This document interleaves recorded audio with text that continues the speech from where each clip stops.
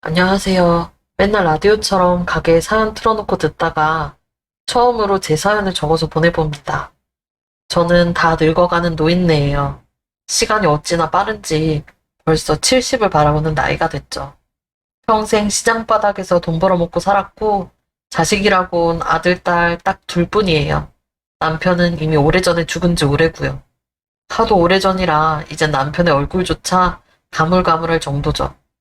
20살 어린 나이에 생면부지 남자한테 시집와서 늙은 노모 모시고 큰애 낳고 살았고 남편은 둘째 낳은 지 몇 년 안 돼서 죽었어요. 그때가 우리 둘째 말도 떼기 전이었는데 불행은 정말 예고도 없이 찾아오더라고요. 저 혼자 어쩌라고 애들만 놓고 그렇게 가버렸는지. 하지만 남편이 그렇게 죽고 집안의 살림은 전보다 더 나아졌어요. 남편이 일하던 곳에서 보상금이 나왔거든요. 덕분에 원래 살던 집 처분하고 좀 더 집다운 집 마련해서 거기서 쭉 애들 키우며 살았어요. 그리고 집이랑 보상금만 믿고 마냥 놀 수가 없어서 남은 보상금으로 시장에 가게 하나를 얻어 장사를 시작했죠. 조그만 단칸방 하나 딸린 가게였는데 거기서 장사해서 먹고 살면 돈도 벌면서 애들도 키울 수 있겠다 싶더라고요. 그게 전부 결혼한 지 10년도 안 돼서 일어난 일이었어요. 지금 생각해보면 참 고단한 인생이었네요. 파란만장했어요. 평생 장사라고 모르던 사람이 하루아침에 갑자기 가게를 운영하려고 하니 모든 게 어렵고 힘들었어요. 그래도 가진 거라고는 음식 솜씨뿐이라 그거 하나 믿고 지짐 가게를 시작했어요.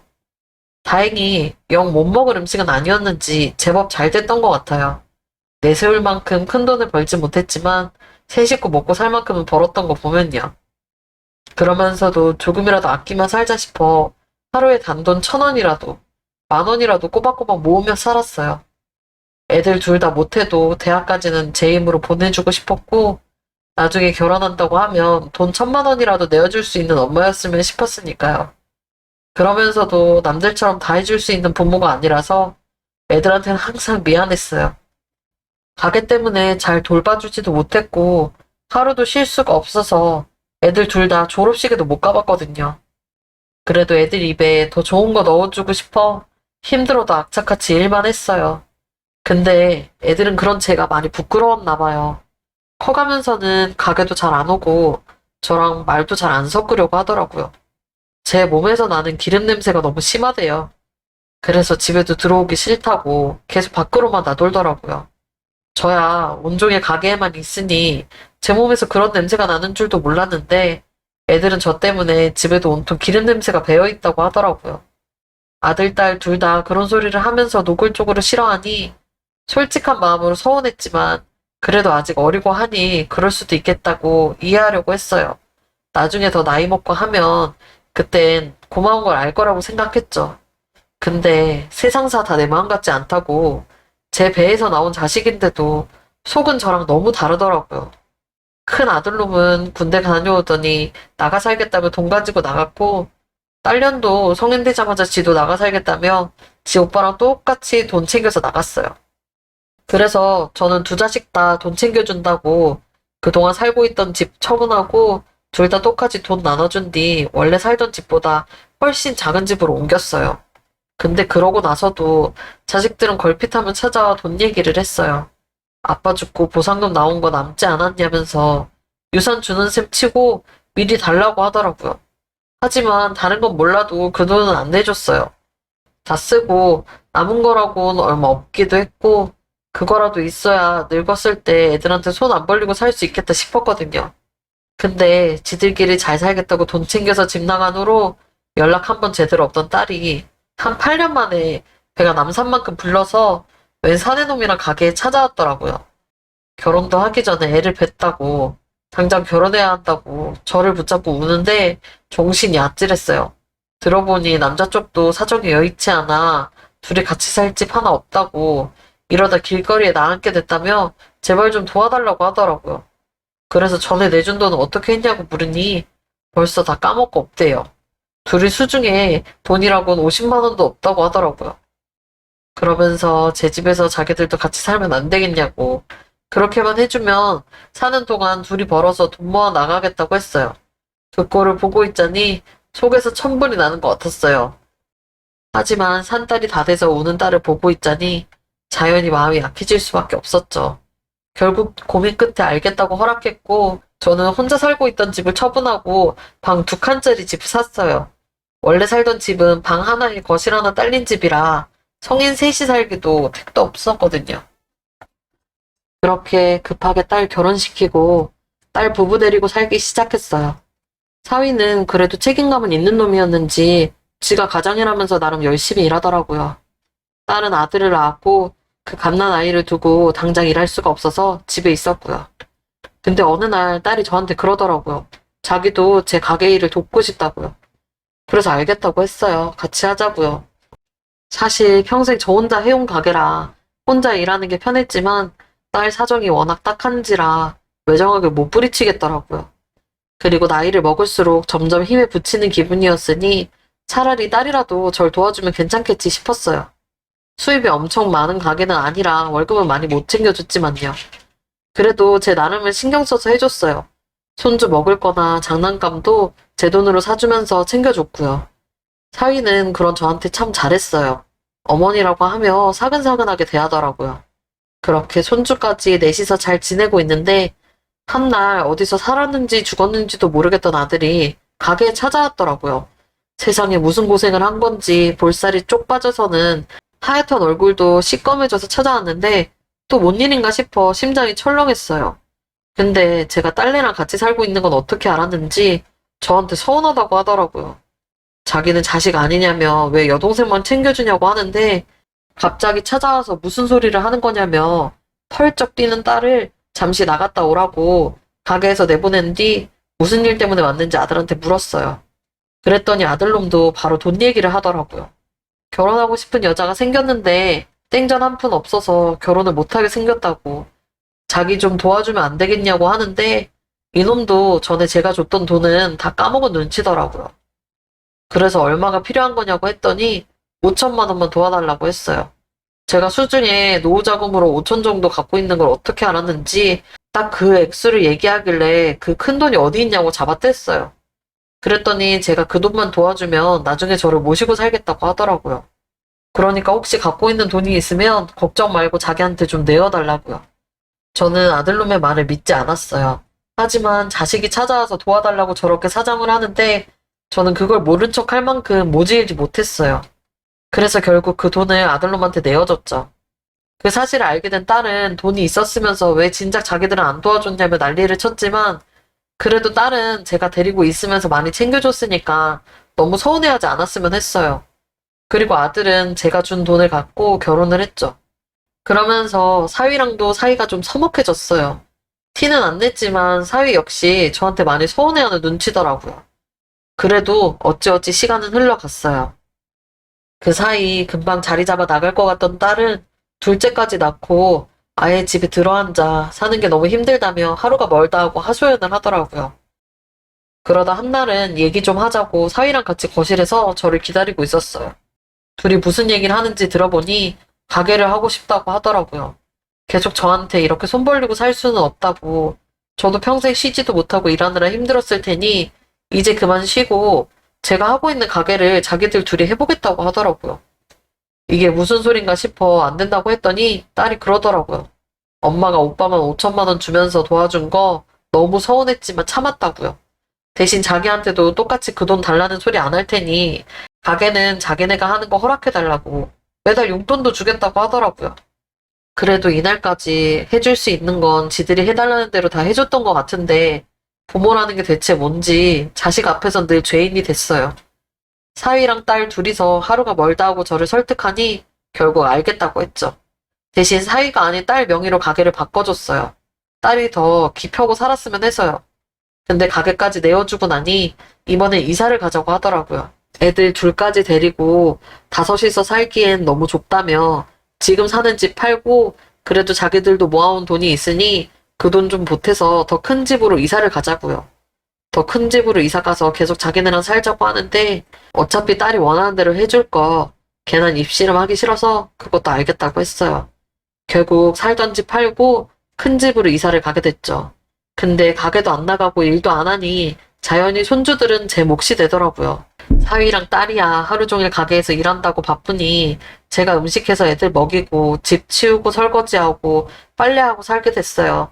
손주 두 놈 다 어찌나 갈갈한지 애들 돌보고 집안일 하는 게 가게에서 일할 때마다 몇 배는 더 힘들더라고요.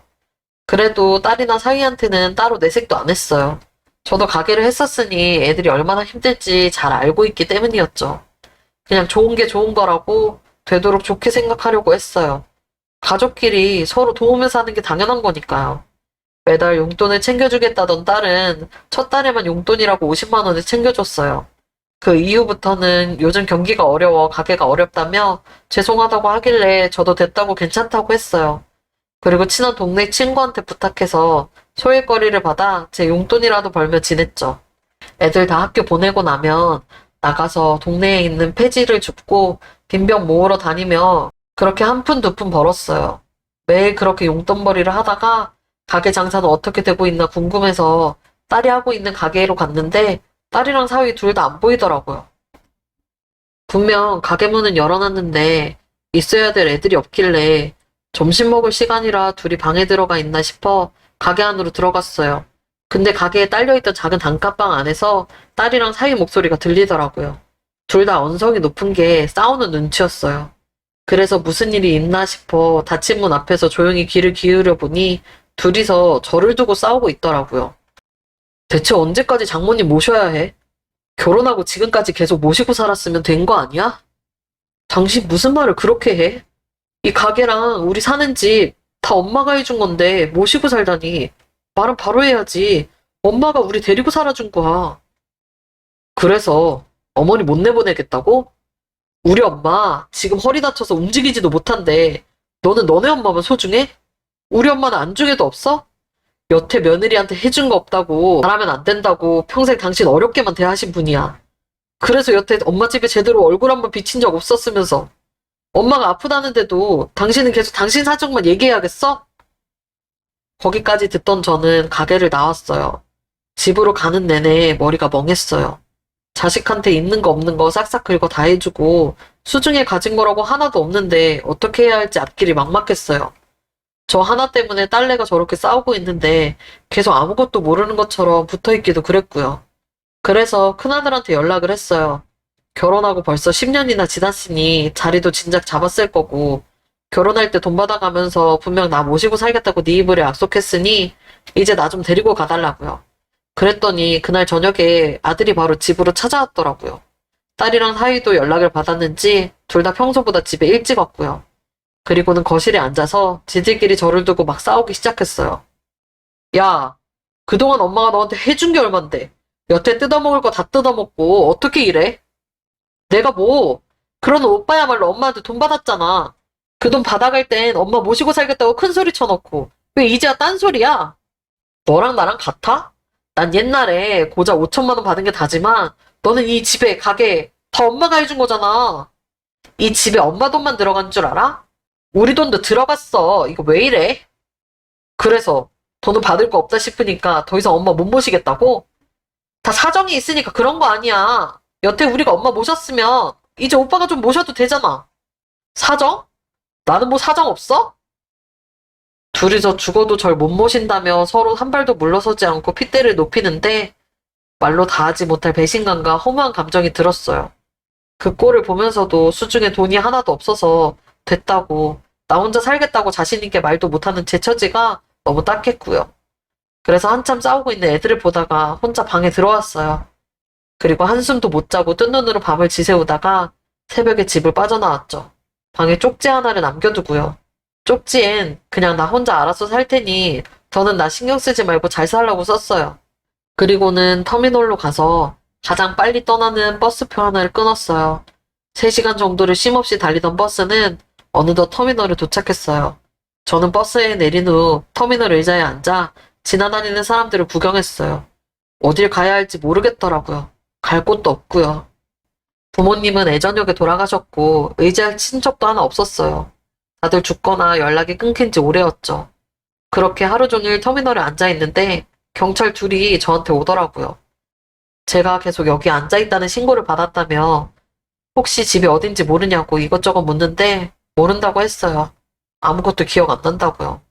그랬더니 자기들끼리 막 얘기를 하다가 같이 경찰서로 좀 가자고 하더라고요.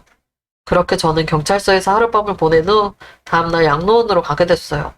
거긴 저처럼 갈 곳 없는 늙은이들이 모여 사는 곳이더라고요. 저보다 더 기막힌 사연을 갖고 있는 사람도 많았고요. 저는 거기서 한 친구를 만났어요. 나이 또래는 저랑 비슷했고 저처럼 믿었던 자식한테 뒤통수를 맞았다고 하더라고요. 그 친구와 둘이서 서로의 신세를 한탄하며 시간을 보냈어요. 그러다 어느 날 그 친구가 그러더라고요.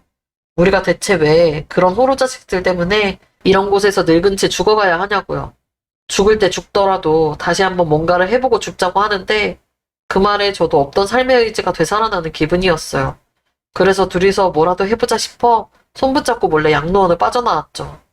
그리고는 동사무소로 갔어요.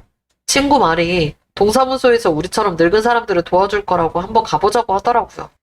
그래서 갔더니 연금도 챙겨주고 원하면 일도 할 수 있게 해준다고 하길래 바로 신청했어요. 그리고 그날로 친구와 보증금 없이 살 수 있는 작은 단칸방 하나를 구해 둘이서 거기 지내며 일을 시작했어요. 나라에서 노인들한테 일거리를 주는 거라 벌이는 그리 크지 않았는데 둘이서 덜 쓰고 덜 먹고 하면서 계속 돈을 모았어요. 그리고 권리금도 없이 금매로 내놓은 가게를 하나 인수받아서 장사를 시작했어요. 장사는 둘 다 할 줄 아는 게 음식뿐이어서 음식 장사를 하기로 했어요. 나이가 많으니 옛날처럼 많은 가짓수의 음식은 못하겠고 칼국수랑 만두, 김밥, 간단한 지짐 같은 거 몇 가지 해서 간판도 없이 시작했어요. 손님이 오겠나 싶은 걱정이 들긴 했지만 그래도 자식 먹인다는 마음으로 집에서 해주는 밥처럼 정성스럽게 해서 저렴하게 팔았어요.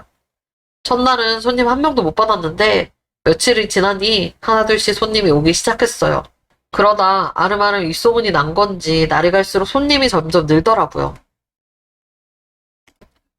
나중 되니 죄다 줄 서서 음식을 사가고 가게 문 열려고 나오면 가게 앞에서 문 열기를 기다리는 사람도 있었어요. 친구나 저나 둘 다 어리둥절했어요. 이게 다 무슨 일인가 싶었죠. 한산하던 가게는 어느덧 손님들로 붐비기 시작했고 저희는 눈코 뜰 새 없이 바빠졌어요. 둘 다 나이가 있어서 그런지 무릎에 허리도 아프고 몸이 하나둘 여기저기 고장나기 시작했는데 그래도 가게 와서 음식이 너무 맛있다며 엄지를 올리고 가는 손님들 덕분에 힘이 났어요. 제가 한 음식을 맛있게 먹어주는 사람이 있다는 게 그렇게 뿌듯할 수가 없더라고요. 애초에 둘이 용돈만 벌 수 있으면 좋겠다며 시작한 장사였지만 가게를 한 지 1년 만에 친구와 저는 원래 살던 단칸방에서 가게 근처 방 2개짜리 집으로 이사를 했어요. 하루 종일 음식해서 장사하랴, 가게 문 닫고 집에 오면 만두속 만들어서 만두 빚고, 지짐 반죽해서 넣어놓고, 김밥 재료까지 준비하랴. 제대로 잠도 못 잘 정도로 힘들고 몸이 고됐지만 돈을 버는 기쁨이 참 크더라고요. 나중 되니 무슨 인터넷 같은데 글 쓰는 사람들도 막 사진 찍겠다고 찾아오고, 방송국에서도 촬영 좀 하고 싶다고 찾아오고 그랬는데, 그런 건 어지간하면 다 거절했어요. 혹시라도 손님이 지금보다 더 많아지면 저나 친구 둘 다 힘들 것 같았거든요. 애초에 둘이 하는 장사라 손님 많아져도 감당도 안 될 뿐더러 괜히 방송 한번 잘못했다가 뜨내기 손님 많아져서 원래 단골 손님 다 놓치게 될까봐 영 내키질 않더라고요. 그러면서 밤 10시까지 하던 가게도 힘에 부쳐서 저녁 대여섯 시쯤에 닫았어요. 대신 아침에 출근하면서 김밥을 사가는 젊은 친구들이 많은 것 같아서 여는 건 새벽 6시쯤에 일찌감치 열었고요. 쉬는 것도 원래는 하루도 안 쉬던 거 일요일이랑 월요일 이틀은 아예 쉬었고요. 둘이 일해서 이거저거 빼고도 전에는 상상할 수도 없는 돈을 벌게 되니 행복했어요. 절 짐짝 취급하던 자식놈들은 하나도 생각 안 났어요. 궁금하지도 않았고요. 뭐 엄마까지 버리고 사는 놈들이니 지들끼리 어련히 잘 살까 싶었죠. 그런데 어느 날 저녁에 가게 정리하고 문을 닫으려는데 누가 뒤에서 엄마하고 저를 부르더라고요. 돌아보니 아들과 딸이 서 있었어요. 제가 헛걸 보는 건가 싶은데 둘이서 저를 보고는 눈물을 글썽이더라고요. 옆에서 친구가 자식들이냐고 묻더니 닫았던 가게 문을 다시 열었어요. 그래서 들어가서 얘기하자 싶어 같이 애들이랑 가게로 들어갔어요. 넷이서 좁은 가게 식탁에 앉았는데 아들이 먼저 입을 열더라고요.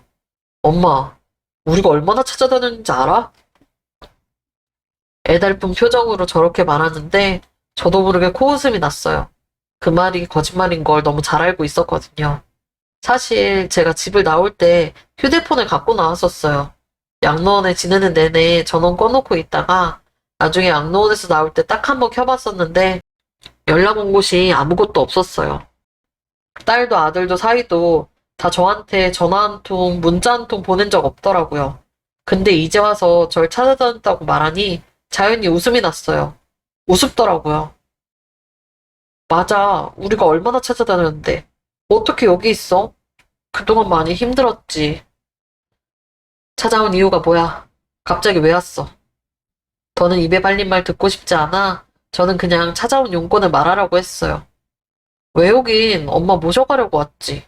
그때 오빠랑 번갈아 가면서 모시기로 했잖아. 이제 우리 집으로 가자. 이 가게는 정리하고. 아, 아니면 우리가 이 근처로 이사 올까? 그래. 애들도 이제 다 커서 상관없겠다. 보니까 여기 장사도 잘 되고 입소문도 많이 난 것 같던데. 여기서 계속 가게 하는 것도 괜찮겠어. 이제 우리랑 같이 하자, 엄마. 야, 그게 무슨 소리야? 엄마가 너한테 준 가게는 어쩌고 여길 넘봐. 엄마, 그러지 말고 나랑 해. 우리 집사람도 음식 솜씨 제법 좋아. 며느리랑 같이 일하면 엄마도 더 편할 거야. 제 앞에서 또다시 실랑이를 벌이는 아들, 딸을 보며 가슴 한켠에 혹시 싶었던 마음이 와르르 무너지는 기분이 들었어요. 결국 이것들은 제가 보고 싶어서 저를 찾아온 게 아닌 것 같았어요. 아마도 제 콩고물에 눈독을 들이고 있는 것 같았죠. 둘 다 가게에 들어올 때부터 눈으로는 계속 가게 곳곳을 살피는데 딱 봐도 장사 잘 된다는 소문을 듣고 그게 탐나서 찾아왔구나 싶더라고요. 그러자 제 옆에 앉아서 제 자식들이 하는 이야기를 지켜보던 친구가 입을 열었어요. 야, 이 싸가지 없는 것들아. 니들이 그러고도 자식 새끼들이야?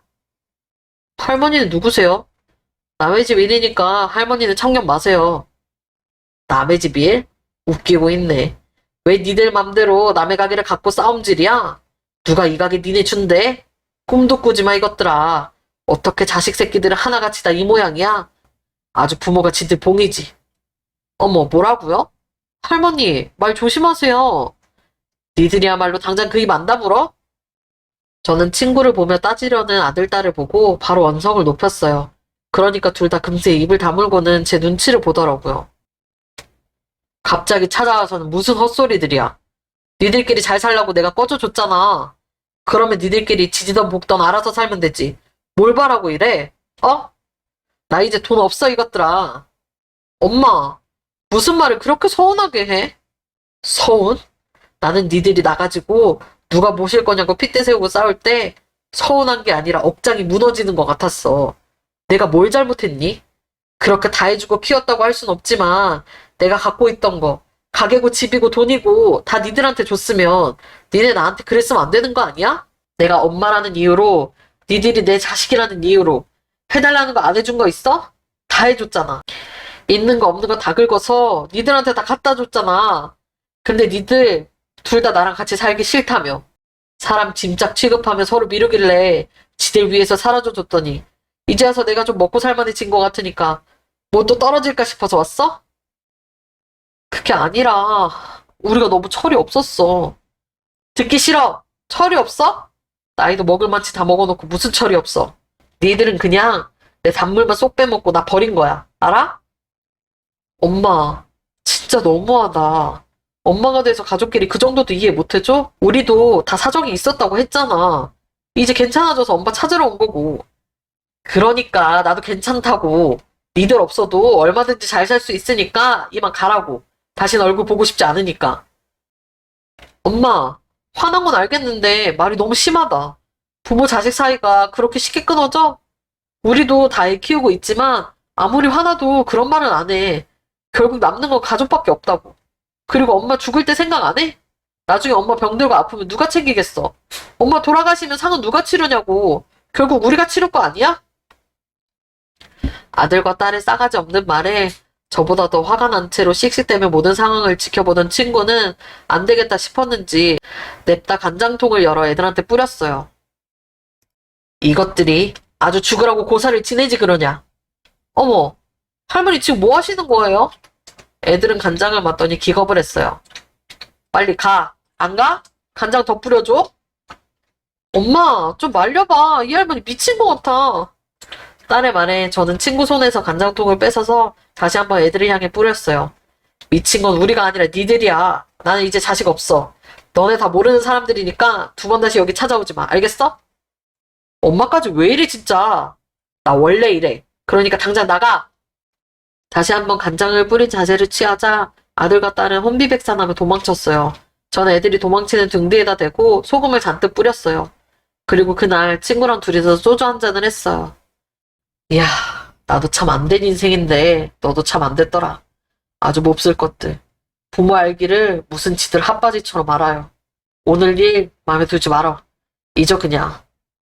괜찮아. 아무렇지도 않은 걸 뭐. 싸가지 없는 것들. 아, 다음에 한 번만 더 가게에 얼씬거려봐라. 그때 간장이 아니라 식용유를 들이부어줄 거야. 으, 썩을 놈들. 그래도 이 친구라도 있어서 참 다행이었어요. 행여 제 맘이 상했을까 걱정됐는지 그날 이후로 저를 더 가족처럼 챙겨주더라고요. 그리고 우린 서로 약속했어요. 누가 먼저 죽던 한쪽이 먼저 죽으면 서로 장례를 성대하게 치러주자고요. 각자 모았던 돈도 죽으면 따로 양로원 같은 곳에 기부하기로 했어요. 그리고 지금까지 몸 건강하게 잘 지내고 있죠. 둘 다 약속이 무색할 정도로 아직 쌩쌩해요. 요즘은 100세 시대라더니 그래서 그런가 싶기도 하고 아들, 딸 두 놈들은 그러고 갔다가 며칠 뒤에 손주놈들 앞세워 같이 왔길래 꼴도 보기 싫다고 경찰 부르기 전에 나가라고 내쫓았어요. 걔들한테는 해줄 만큼 해준 것 같아요. 더 해줄 것도 없고요. 이제 안 보고 사니까 속 편하고 너무 좋아요. 남은 인생도 그렇게 즐기다가 가려고요.